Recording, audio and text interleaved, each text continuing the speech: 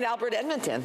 Thank you very much, Madam Speaker. I rise to pose a question, a follow-up to a question that I had asked in question period, and that is, what does the Prime Minister have to hide? What does the Prime Minister have to hide now that it has been revealed that the Prime Minister obstructed an RCMP criminal investigation into his wrongdoing during the SNC-Lavalin scandal? The Prime Minister's obstruction of a criminal investigation into himself is another chapter in the Prime Minister's sordid and corrupt conduct surrounding SNC-Lavalin. This is a Prime Minister who obstructed justice by politically interfering in the criminal prosecution of SNC-Lavalin, which was facing a raft of bribery and corruption charges, by putting pressure on his then Attorney General to resolve the charges by way of a deferred prosecution agreement. In other words, the Prime Minister attacked the independence of his Attorney General. And when his then Attorney General, Jody Wilson-Raybould, stood up to him, spoke truth to power, and refused to acquiesce to the Prime Minister's corrupt demands, what did the Prime Minister do? He fired her and then threw her out of the Liberal caucus. That's what someone with integrity who stands up to this corrupt Prime Minister, that's what happens to them. They get thrown out, thrown under the bus.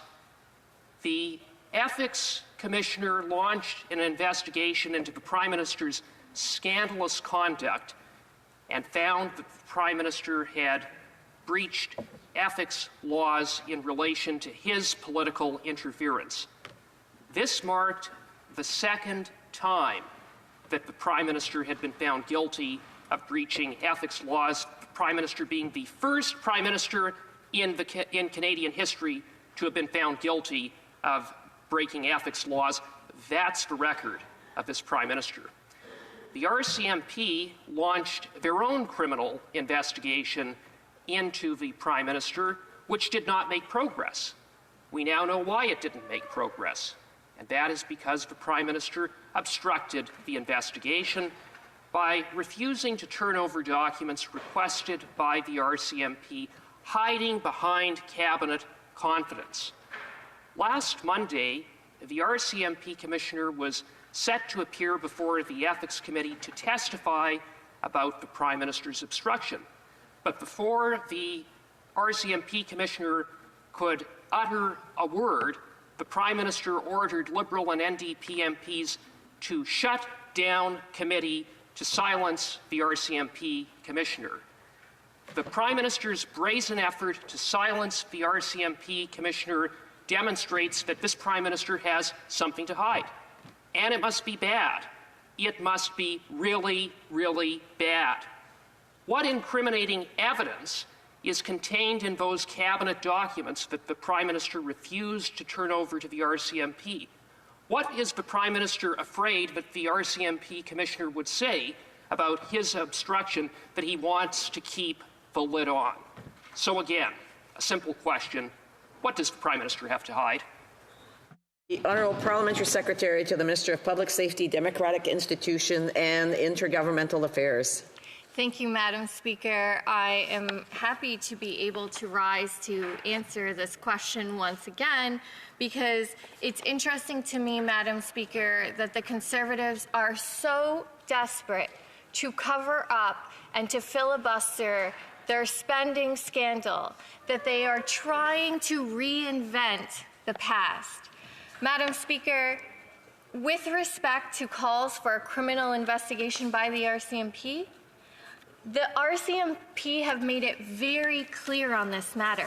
There is no criminal investigation. There are no criminal charges.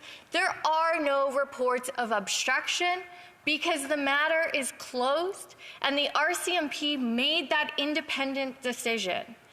The Commissioner has even recently been equally clear that due process has been followed and he is satisfied with the result. So, Madam Speaker, it begs the question of why would the Conservatives bring up an issue that has been resolved, that the RCMP Commissioner has said himself that the matter is closed and there is no investigation? Why, Madam Speaker? I think it's because at committee, what the members opposite are refusing to tell Canadians is that they actually had 26 times that the Conservative members could have moved a motion to bring the RCMP Commissioner to committee. Instead, they waited to filibuster when the committee was interested in looking at the spending scandal of 5 Conservative members who went on a trip to the UK where, Madam Speaker, they dined on porterhouse steaks, Chateaubriand, Scottish smoked salmon, $1,800 worth of champagne in one sitting. At the Savoy restaurant, they spent $1,000 on a 3-course lunch, $1,200 at an oyster bar for dinner.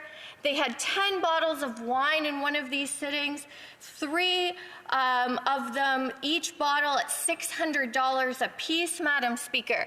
So what I find really interesting for Canadians to see is that the Conservatives are desperate to cover up the fact that they had lobbyists spending thousands of dollars to fly them to the UK to dine on Chateaubriand and sip on champagne, Madam Speaker. And they do not want Canadians to look at this.